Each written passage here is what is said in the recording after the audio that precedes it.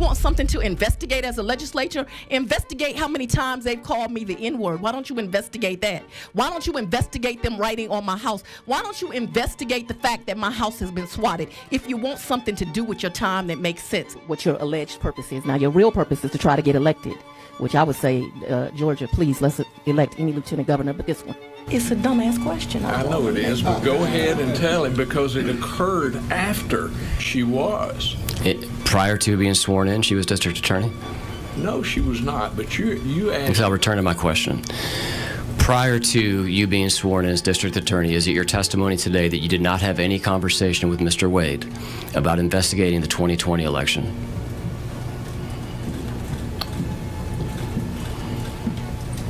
Do you want to answer? It's a dumbass question. Has Mr. Wade ever prosecuted a RICO case prior to the election interference case? Mr. Wade certainly was served as a prosecutor before this. He also has worked as a criminal defense attorney, and I believe he has defended RICO cases. But as far as you know, he had not prosecuted. I didn't need him for that. That's why I get to make this election and not you. That's really an ignorant question.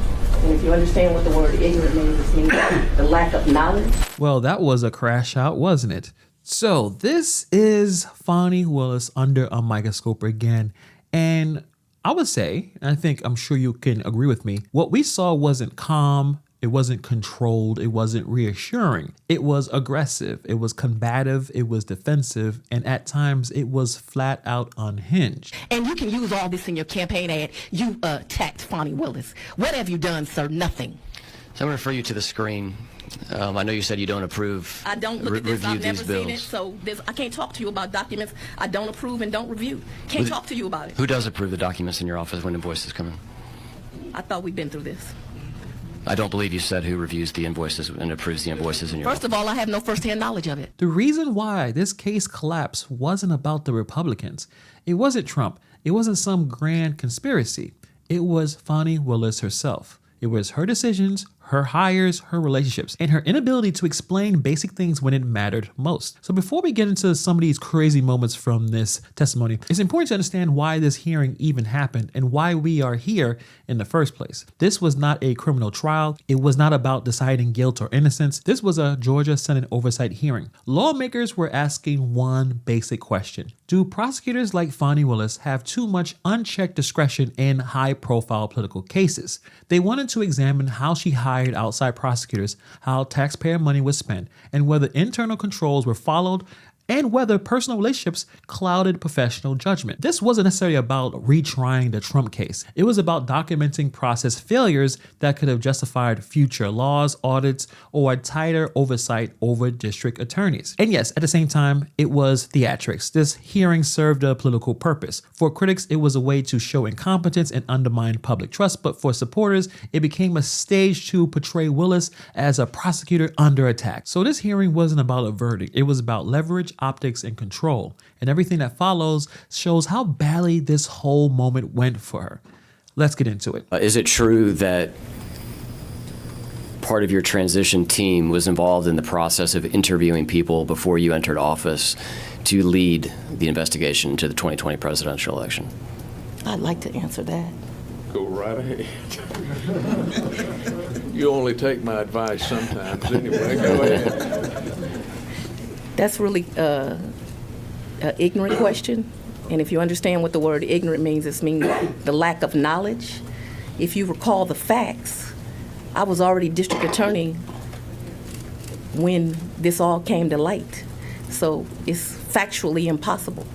So from the very beginning, she chose confrontation over credibility. A confident prosecutor explains, a defensive one attacks. Calling questions ignorant doesn't make you look strong, it just makes you look rattled. In situations like this, your tone matters, because once you come out swinging like this, every answer after feels emotional instead of factual. What was the total cost of the election interference case? I don't recall, but if we want to talk about cost, I'd love to talk about how last year alone the AG paid one lawyer $8 million. You don't know what the cost of you don't know the cost of the election interference case? I don't know the exact cost. What's the range? I don't want to speculate to numbers. Whatever it cost, they tried to steal the rights of thousands of Georgians. It couldn't have been enough. What was the rough total operating budget of your office last year? I don't know that. It's probably around $40 million. That's a speculation and a guess. That includes state money, grant money, and that's not an exact number. I don't do the budget. Now, this is a big problem here because she's the district attorney. She approved the contracts. She hired the people. So when people are asking questions about how much does this case cost, how Nathan Wade was paid, what funds were used, suddenly she doesn't know.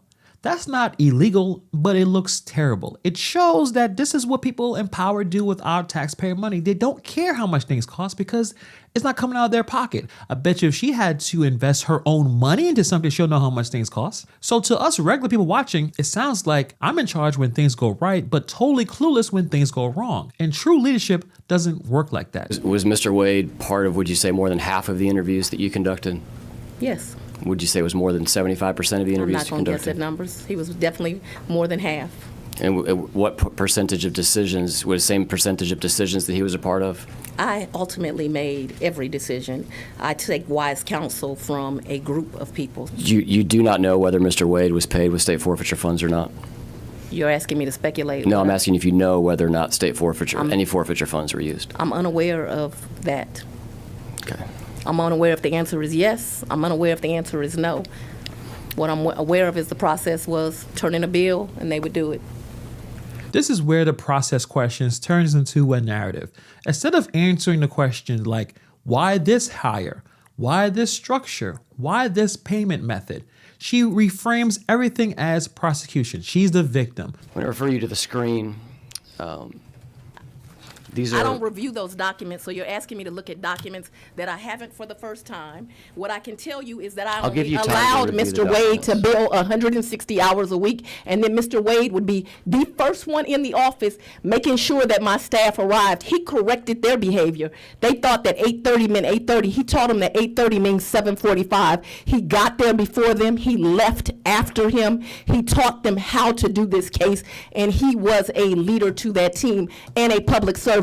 And for that, him like me has been threatened thousands of times. You want something to investigate as a legislature? Investigate how many times they've called me the N-word. Why don't you investigate that? Why don't you investigate them writing on my house? Why don't you investigate the fact that my house has been swatted? If you want something to do with your time that makes sense, and you can use all this in your campaign ad, you attacked Fani Willis. What have you done, sir? Nothing. Oversight hearings are about procedure, not feelings. When you pivot to victim blaming instead of facts, it tells the people, I don't have the clear answers. They're bothering me. They're attacking me. And that narrative weakens your position instantly. So she admits that Nathan Wade helped interview staff, was involved early, was paid hundreds of thousands of dollars in taxpayer money, and managed the election case. But she also insists that he wasn't really in charge and their relationship didn't matter and nothing improper happened. That level of contradiction is really deadly in court. Judges don't like blurred roles. They don't like personal entanglements. And they don't like prosecutors who can't draw clean lines. This is why the case didn't stall. It lost credibility. It died because of her decisions. So describe for me the experience level of your top paid, or somebody that would fall within the category of the top paid assistant district attorney that works for you at the $200,000 a year, and to Governor Barnes's point, plus benefits. Let's just say that that's $250, and if I take that divided by 2,000 hours, that's about $125 an hour. I don't understand the question. My question is, what is the experience level of the assistant district attorneys? Are you in your trying to office? intimate that you're going to tell me who to hire and how to do my job? No, ma'am. I'm asking you, the people, the wonderful people that you have hired, they're the top of your pay scale at $200,000 a year. What is their experience level? Because I'll let you answer that, and I'll ask my next question. 20 years practicing or Okay. more. And it's your testimony that somebody with 20 years practicing or more would not be able to manage the election interference case? You are really not listening. I said that I had people at that pay rate and each of them was assigned a major task within my office. And no, I did not have anyone that was not assigned with a major task that I trusted to manage this case. And so I made a decision. The people of Fulton County elected me to make that decision, and I did. And then you see here where everything just falls apart. Elections don't override ethics. Votes don't replace rules. Anger doesn't necessarily equal strength. What people saw here wasn't confidence. This was a prosecutor losing her composure under pressure. And this is how cases die. This case didn't collapse because the Republicans attacked. It didn't collapse because Trump complained. It collapsed because of bad hiring decisions, personal relationships, sloppy explanations, and emotional reactions. Fani Willis didn't just testify. She played herself. That's the real lesson here. Forget about the politics or conspiracies. Bad judgment got her in the position that she's in. Now, to her supporters, it doesn't matter what she does. She's going to be there. She's been reelected, I think, a year or two ago. So she's going to be there for the foreseeable future. This testimony was an epic crash out. She did not seem like she was in control at all. And you can tell she didn't have a great year. I mean, think about it. This case that she had with Trump, this was supposed to be her career case. This case was supposed to put her on the national spotlight for, I guess, positive reasons, if you want to say that. But it did anything but that. It collapsed immediately after she could have picked so many other people. But she let her emotions take control. And this is why she's in the position that she's in. So let me know what you guys think about this story in the comments below. Thank you for taking time to watch this video. And I'll see you guys in the next video.